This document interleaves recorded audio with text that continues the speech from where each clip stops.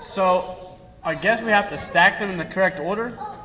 I wonder if there's a way to figure out the right sequence. I'm not sure. I don't remember any hints.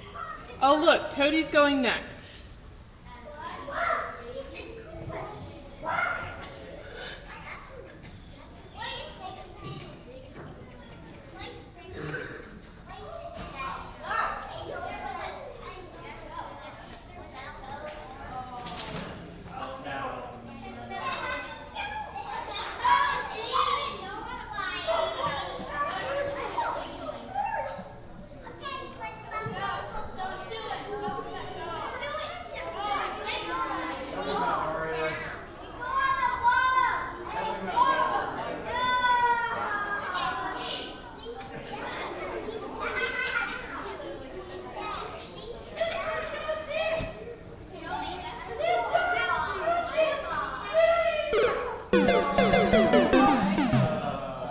Is it just a process of elimination? I am stumped. Let me go next. Do you have an idea? I think so. Okay, Martio, let's go!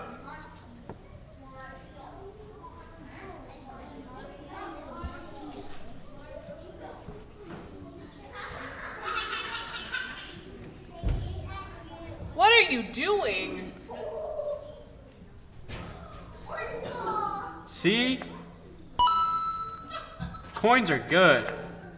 I'll grant you the coins, but who are you going to call? You are forgetting something. It's a me, a Martio. Uh-huh, uh-huh, uh-huh. Who were you talking to? No one. What? But Martio was talking to someone. You are infuriating. Just watch and think.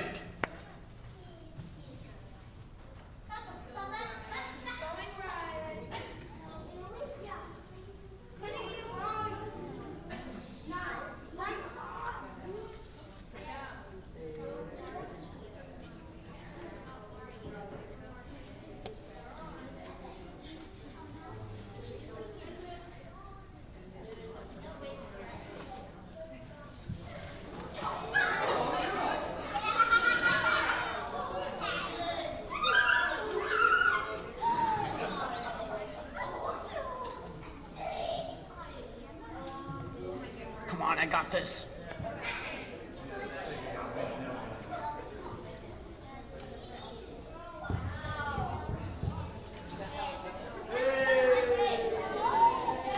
How did you do that?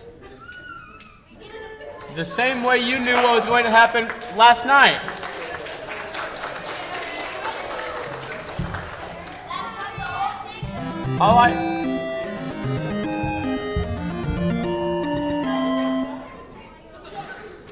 All I did was look at the rules. The rules? Oh, the Toadstool Kingdom rules. I get it. Rule number 2. If you need advice, talk to me. You had Martio call the king, and he knew the order. You solved it. Well done.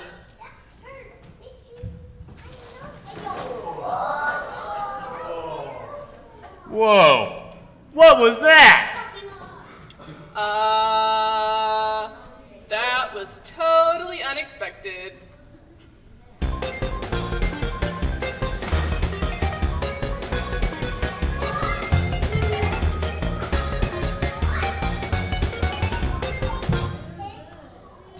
Yes, I'm excited that Erwin figured it out too, but quit hollering or he'll get a big head.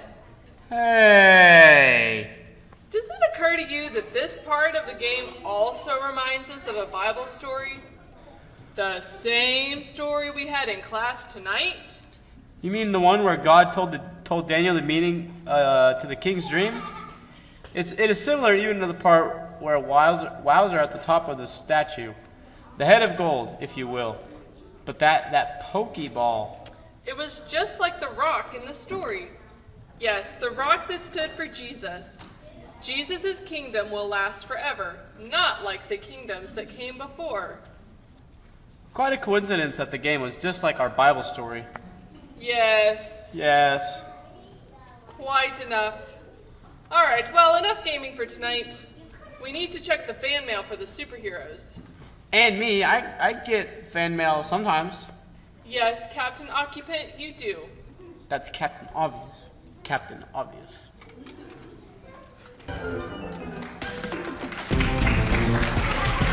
Originally, letters were written on scrolls in the New Testament, an Old Testament. So the reason we need to know that is because our memory verse tonight is for everything that was written in the past was written to teach us, so that through endurance and the encouragement of scriptures, we might have hope. Now, I have just this picture for everything, and that verse is referring back to everything that has been written. So for everything that was, what's he doing? He's writing on a scroll, right? So for everything that was written, say that. For everything that was written in the past, because he's referring back to all the old scrolls. So, yes, so for everything that was written in the past was written. There's that word again, right? So let's say that. For everything that was written in the past was written to teach us. Okay, so he said all the Old Testament scriptures and all that was written on scrolls, it was recorded to teach us. That's why we study our Old Testaments. Okay, to teach us. Let's say that. For everything that was written in the past was written to teach us, so that through the baseball pitcher is through the ball, right? This is a different through, but it's to get you the word. So that through endurance. You know, it takes a lot of endurance to be able to run long distance. Let's say this. For everything that was written in the past was written to teach us, so that through endurance and encouragement, you know, they're rallying them on, the team on, go, go, go, go, go. So that through endurance and encouragement, let's say all that now. For everything that was written in the was to teach us, so that through endurance and encouragement of the what? Scriptures. The verse says of the Scriptures. And the Bible, you know, the Bible is the Holy Scriptures. So that through endurance and encouragement of the Scriptures,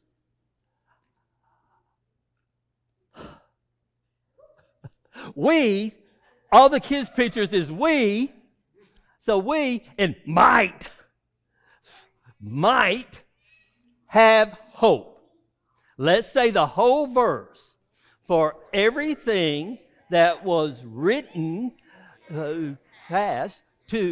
written to teach, so that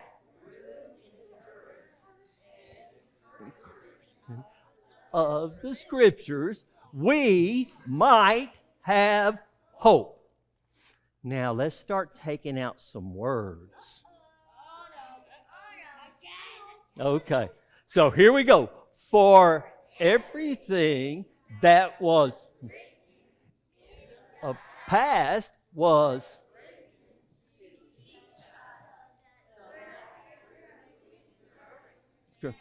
encouragement of the we might have hope. Let's take out some more words. Okay, for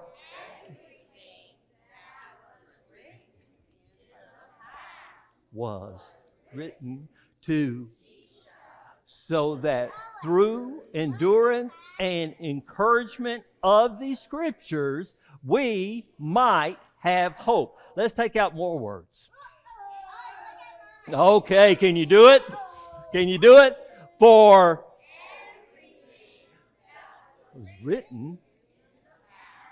was written to teach us, so that through endurance and we might, through wisdom and encouragement of these Scriptures, we might have hope. Let's get rid of all the words. Okay, here we go. For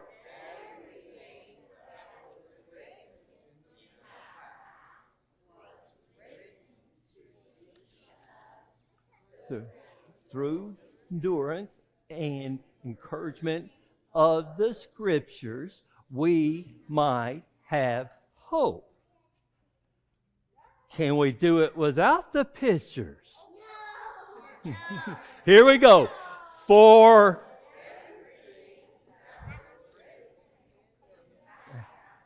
was written to just so that through endurance and encouragement of the Scriptures, we might have hope. Okay, one more time with the pictures, in case you didn't get it that time. Here we go. For everything that was written in the past was written to teach us, so that through endurance and encouragement of the Scriptures, we might have hope. No pictures.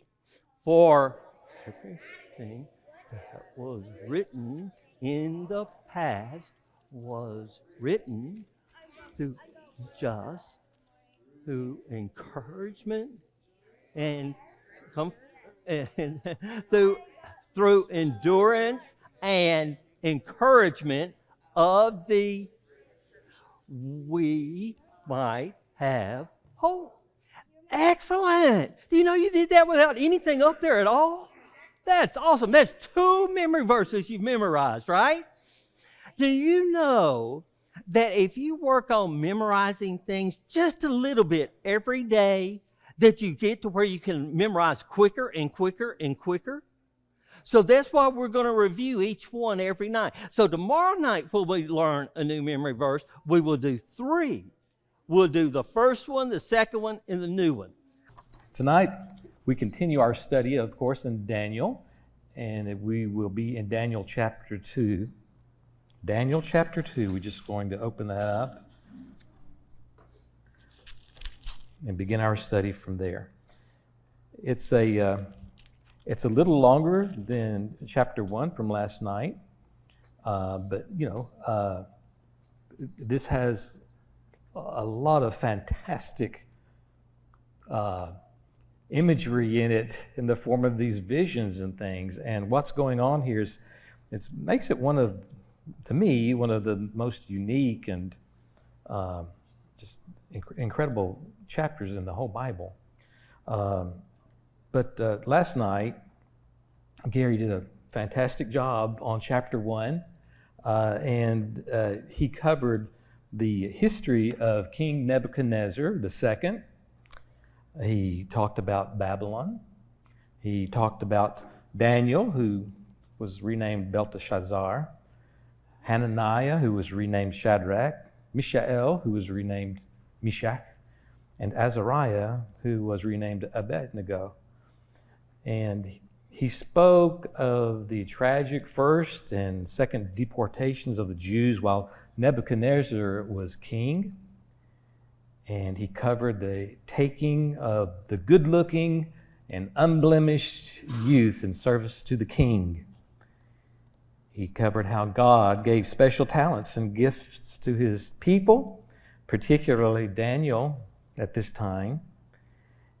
He covered how Nebuchadnezzar used on those youth effective manipulation techniques such as isolation and indoctrination, compromise and confusion, by naming them those pagan names, he was taking their identities away and tried his very best to erase their history and their beliefs in order for the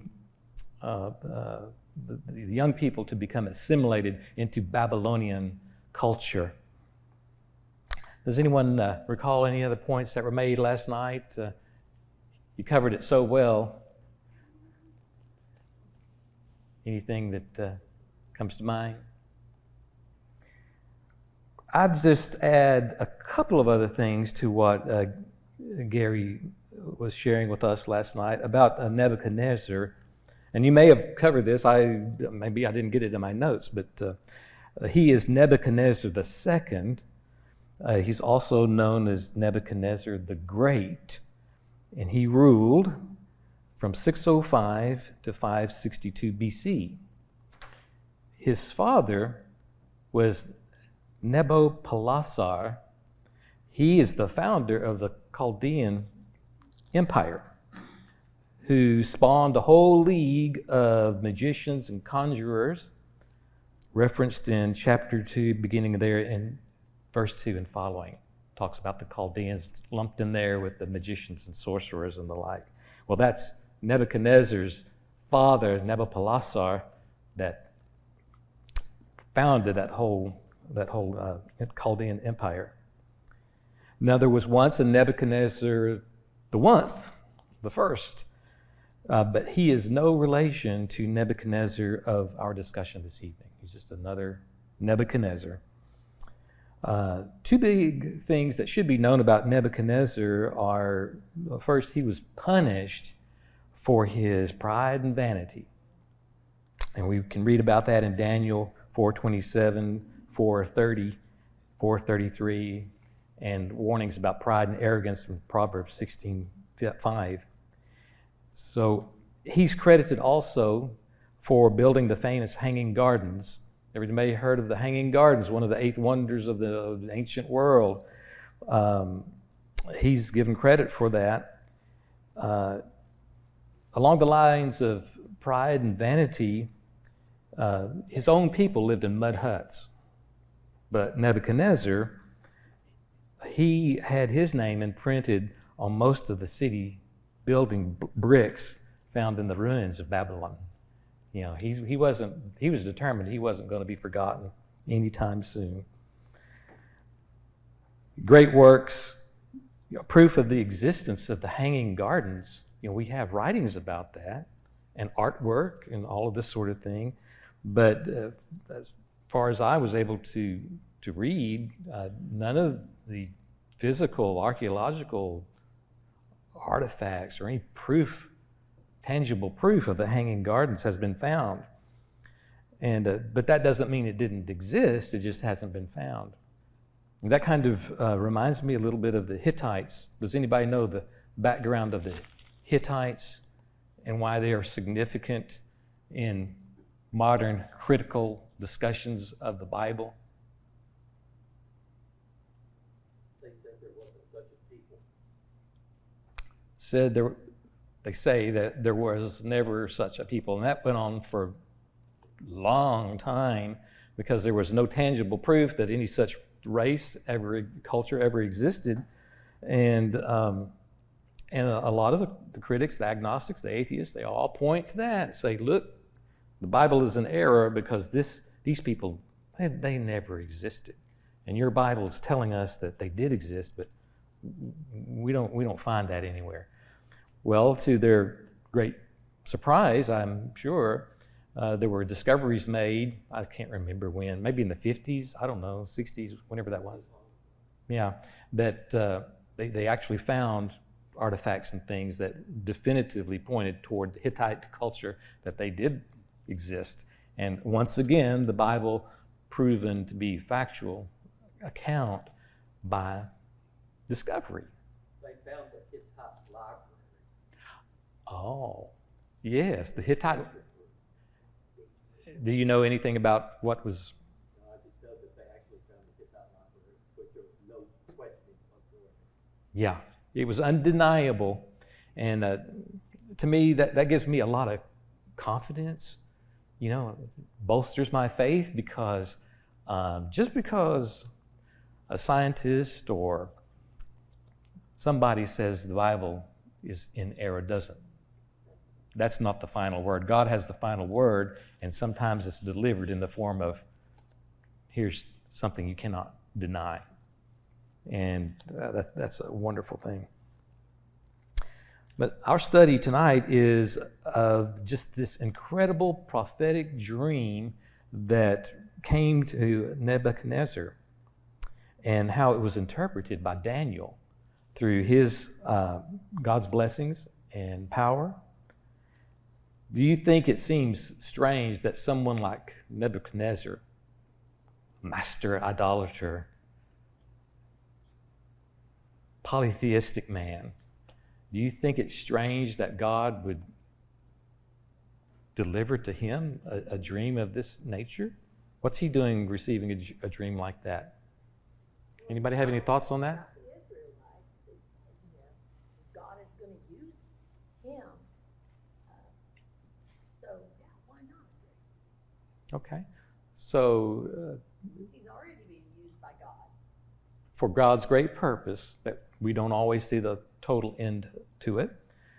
But yes, here's someone who was not someone we would admire, but he's receiving this incredible blessing from God, this message from God. So what do you think made Nebuchadnezzar special in this regard? Why would, it's kind of a restatement of what we just said. What about Nebuchadnezzar would earn him this privilege? Nothing?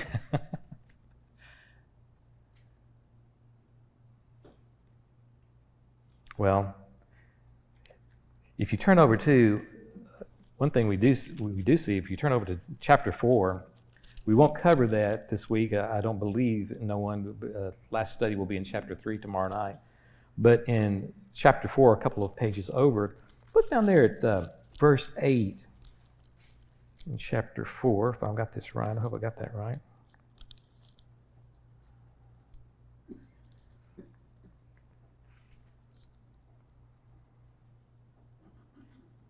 But finally, Daniel came in before me, whose name is Belteshazzar, according to the name of my God. Notice it's in a little lowercase letter. And in whom is a spirit of the holy gods, plural. And I related the dream to him, saying. Okay, so when he's talking about God and gods, what's that showing us? Well, he had no more reverence for Jehovah than he did all the idols that they worship. He had them all up in the same group. Absolutely. He was an equal opportunity idolater. That's not a very good title to have. So Nebuchadnezzar was given this dream in chapter 2. It's a great gift from God, and Daniel had that great gift to interpret dreams, understand all kinds of visions and dreams. But let's read from God's word about this amazing dream that came to Nebuchadnezzar. And this is a long section of this chapter, chapter. So be sure to stop me anywhere along the way that you'd like to discuss things more thoroughly, and I'll stop when I have a little note here, and we'll just go through it. So God's word says this in chapter 2, beginning in verse 1. Now in the 2nd year of the reign of Nebuchadnezzar, Nebuchadnezzar had dreams, and his spirit was troubled, and his sleep left him. He was suffering from a serious insomnia at this time. Then the king gave orders to call in the magicians, the conjurers, the sorcerers, and the Chaldeans. Okay, we just spoke about them, to tell the king his dreams. So they came in and stood before the king. And the king said to them, I had a dream, and my spirit is anxious to understand the dream. Then the Chaldeans spoke to the king in Aramaic. O king, live forever. Tell the dream to your servants, and we will declare the interpretation. The king answered and said to the Chaldeans, the command from me is firm. If you do not make known to me the dream and its interpretation, you will be torn limb from limb, and your houses will be made a rubbish heap. But if you declare the dream and its interpretation, you will receive from me gifts and a reward with great honor. Therefore, declare to me the dream and its interpretation. No pressure. They answered a second time and said, let the king tell the dream to his servants, and we will declare the interpretation. Oh, he's called them out, has he not? And now they're trying to get some clues here. The king answered and said, I know for certain that you are bargaining for time, inasmuch as you have seen the command from me is firm, that if you do not make the dream known to me, there is only one decree for you. For you have agreed together to speak lying and corrupt words before me until the situation is changed. Therefore tell me the dream, that I may know that you can declare it to me its interpretation. These are conspiring conjurers here. And why would they do something like this to the king? The he's already told them, you've been given an ultimatum, but yet they're playing footsie with him. The king. Why do you think that they would dare to do that? They're looking for time. They're probably afraid they're going to lose their life. Because they knew they couldn't do it. They couldn't do it. They couldn't do it. So they're, well, let us try again. One of those deals. Pretty bold Yeah. move on their part. They can't read the king's mind. No. But, I mean, I think they're pretty daring right there. And isn't that a dangerous thing, to go up and play footsie with the king like that? He's already figured them out. The next step would be death for them. That or they're just desperate. That they're in trouble and they know it. And they're just trying to, maybe he'll forget, I think maybe it was a combination of it all. Mm-hmm. They're scared for their lives. They're going to be ripped in half. Oh, yeah. Pieces, so. Yeah. So, yes, indeed, that was a dangerous thing to do. Let's continue on. Answer in verse 10. Not anybody can answer that. No one world. Yeah, let's read that. The Chaldeans answered the king and said, there is not a man on earth who could declare the matter for the king, inasmuch as no great king or ruler has ever asked anything like this of any magician, conjurer, or Chaldean. Okay. that was the bold statement. No great king has ever done. Well, yeah, what's he saying between the lines there? Yeah. Moreover, the thing which the king demands is difficult, and there is no one else who could declare it to the king except God's, whose dwelling place is not with mortal flesh. Because of this, the king became indignant. Oh, I'm sorry. No, I was going to say, it also shows how troubled the king was, that he was reacting this way. He knew, he was very troubled. Oh, yeah. it seemed. Sleepless nights, and then you get this. Good point. Whose dwelling place is not with mortal flesh. Because of this, the king became indignant and very furious, and gave orders to destroy all the wise men of Babylon. He's calling them wise men now. So the decree went forth that the wise men should be slain, and they looked for Daniel and his friends to kill them. Then Daniel replied with discretion and discernment to Arioch, the captain of the king's bodyguard, who had gone forth to slay the wise men of Babylon. He answered and said to Arioch, the king's commander, "For what reason is the decree from the king so urgent?" Then Arioch informed Daniel about the matter. So Daniel went in and requested of the king that he would give him time in order that he might declare the interpretation to the king. Then Daniel went to his house and informed his friends, Hananiah, Mishael, and Azariah, about the matter, in order that they might request compassion from the God of heaven concerning this mystery, so that Daniel and his friends might not be destroyed with the rest of the wise men of Babylon. Any comments or questions on this? It shows Daniel's wisdom when he talked to the commander there. Your version said discretion. Mine says with wisdom and tact on a very touchy situation. And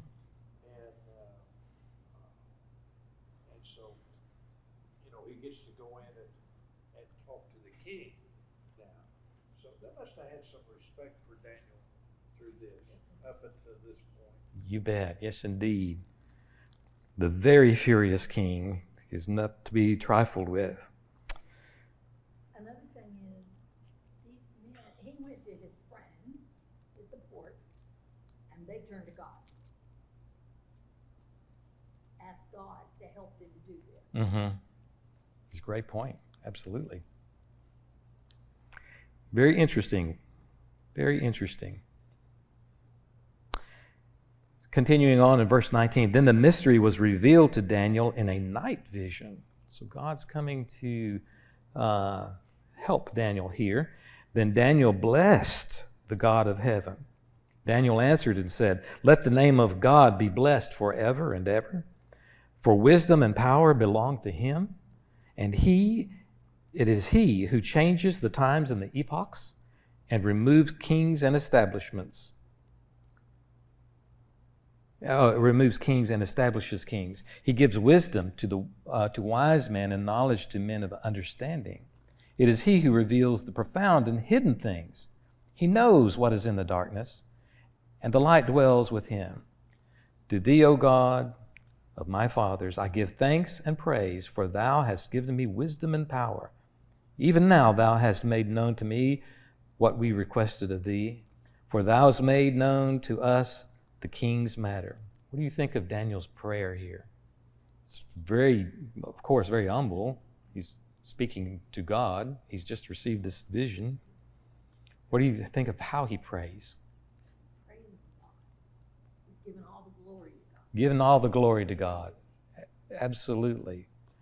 His language is beautiful, how he addresses the Almighty God. How can we apply this to our own prayers? Do we pray like this?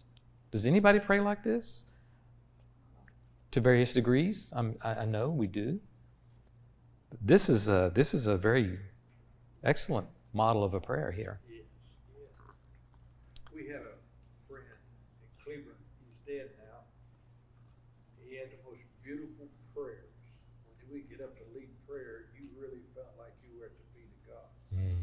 His wife took his prayers. He always had them written out and made a book out of them and gave Paul and I a book of his prayers. Oh. And they'll just make your day. That's incredible. This sounds like a Ben Williamson prayer.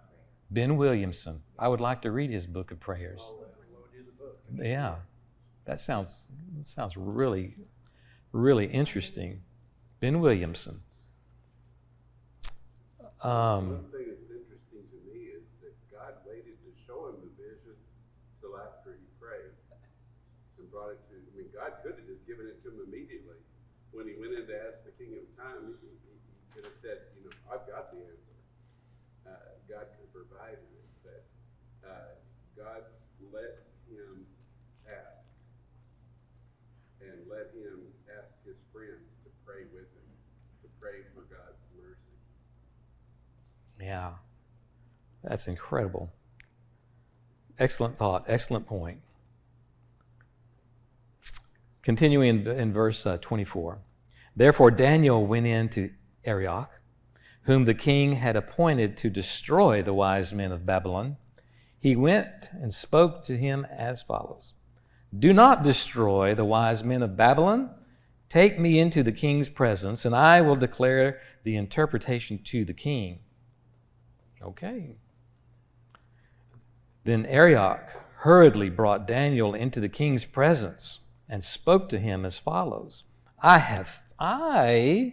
have found a man among the exiles from Judah who can make the interpretation known to the king. Now, does that seem like a hint of schmoozing there? He's trying to take advantage of the situation here and profit from it. He's wanting this credit. In 26, the king answered and said to Daniel, whose name was Belteshazzar, Are you able to make known to me the dream which I have seen and its interpretation? Daniel answered before the king and said, As for the mystery about which the king has inquired, neither wise men, conjurers, magicians, nor diviners are able to declare it to the king. He probably didn't like hearing that. However, there is a God in heaven who reveals mysteries, and he has made known to King Nebuchadnezzar what will take place in the latter days. This was your dream and the visions in your mind while on your bed. So, what is Daniel accomplishing here in this verse 28? What's he able to accomplish right here with his conversation with the king? Well, he lets him know, I've got the answer. So He's got the answer. that's going to open the door for a little more discussion. Absolutely.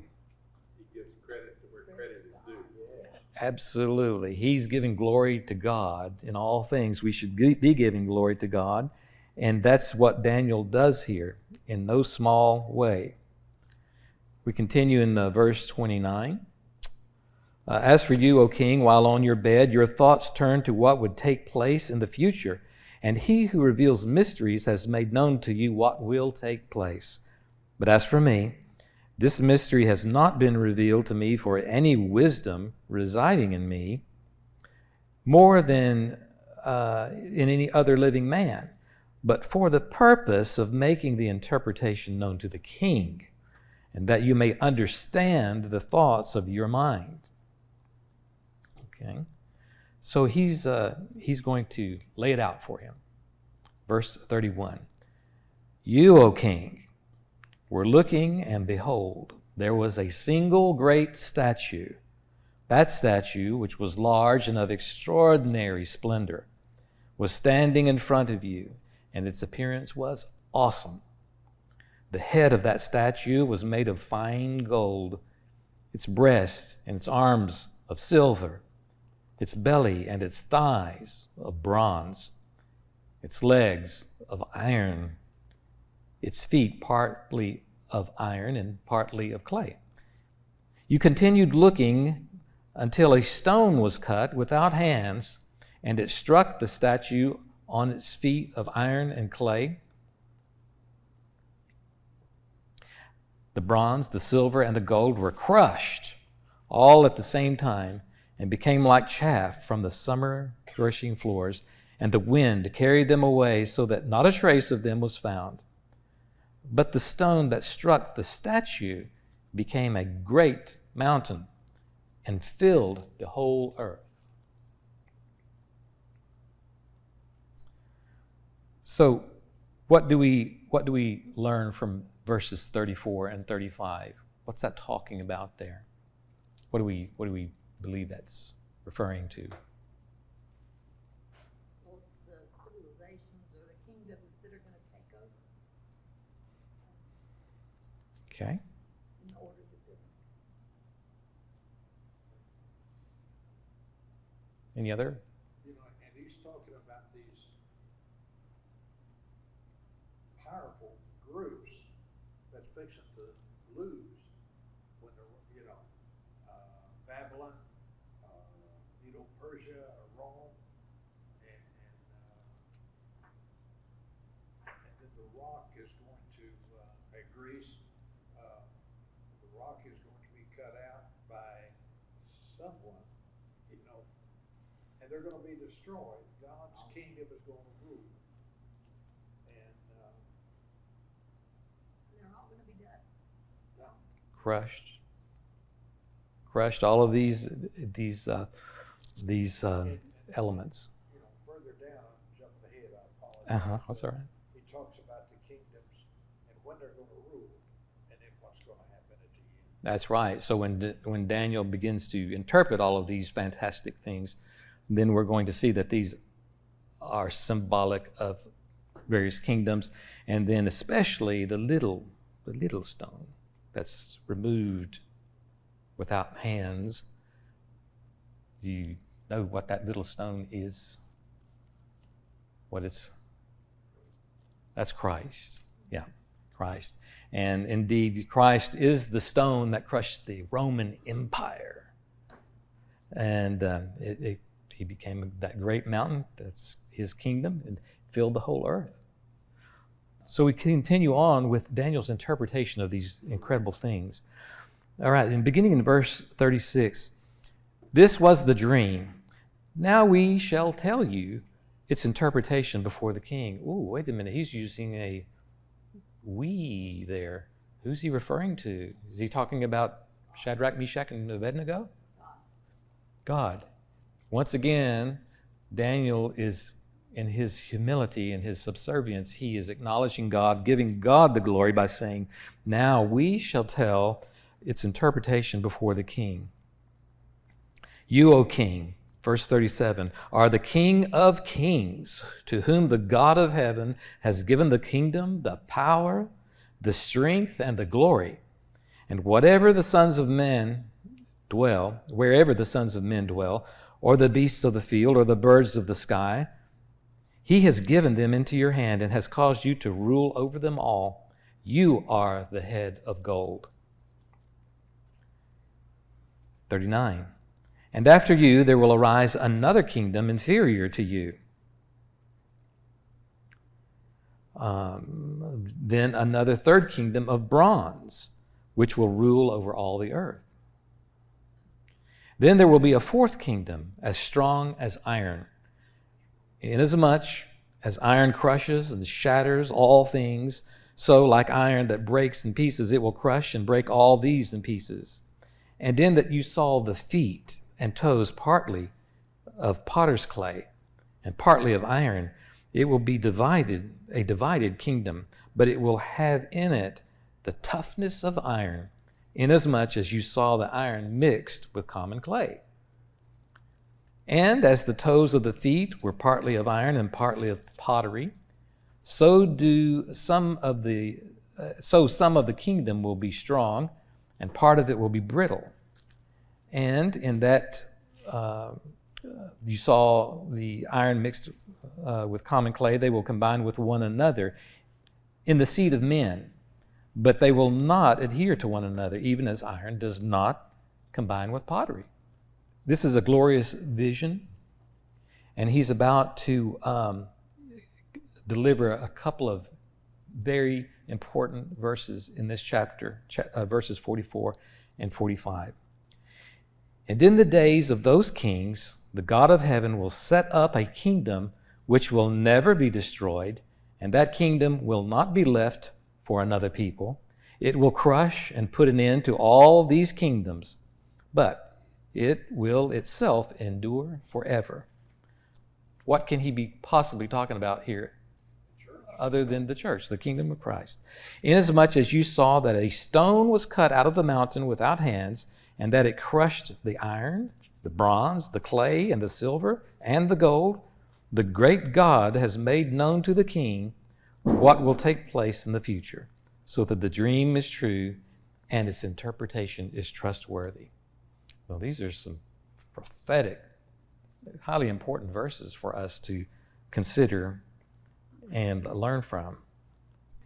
Daniel is going to be promoted because of his great ability here in telling King Nebuchadnezzar the meaning of his dreams. It says, beginning in verse 46, King Nebuchadnezzar fell on his face and did homage to Daniel, his servant. and gave orders to present him an offering and a fragrant incense. The king answered Daniel and said, "Surely your God is a God of gods and Lord of kings and a revealer of mysteries, since you have been able to reveal this mystery." Then the king promoted Daniel and gave him many great gifts and made him ruler over the whole province of Babylon and chief prefect over all the wise men of Babylon. And Daniel made request of the king, and he appointed Shadrach, Meshach, and Abednego over the administration of the province of Babylon, while Daniel was in the king's court. So the king falls before Daniel, a great scene. Everybody's witnessing this, and he confirms the supreme works of the only true God. He's giving the credit where it's due. And Daniel also very, very interestingly makes a place for his companions in the last verse there, 49. So, what do we want to say about all of this? About dreams and things like that, how they've been given to people in times of old, and then they meant something very significant. And here there was an interpreter who interpreted it correctly through the power of God, and he made great change in the whole world. Any comments or questions or anything like that we want to discuss together? Well, again, we see God is with his people, even in exile. What? I didn't hear the last I one. said, again, we see that God is with his people, even in exile. That he God is always... He's not going to forsake us. If we should be in exile or driven into the catacombs, he's not going to abandon us. You know, he will be with us always, even to the end of the age. Well, do you find yourself daydreaming very much? You ever just catch yourself daydreaming? Work hard, no time for dreams, daydreaming. But do you ever daydream about something? See a lot of smiles. Maybe fishing, doing something with grandkids, traveling, or whatever. But what does your mind automatically head toward if you're not really controlling it? If you're just kind of sitting around and it's a vacuum and it's taking in whatever's around you, what do you find yourself gravitating toward? If you don't have some control over your thoughts. In this chapter, the king has had troubled dreams. Chapter 7, Daniel does. And you begin to study all of that, and you talk about this last horn that comes up. That's Rome. And you start looking at the emperors that were the Caesars, and which leads you up to Christ. And it shows God's in control. Absolutely. Yeah, God is in control, and this book always keeps getting better to me. Daniel is just a fantastic book. Les? This is a really strange point. So I'm out there in the twilight zone. You're daydreaming. I think this is an example of how Satan tries to imitate God.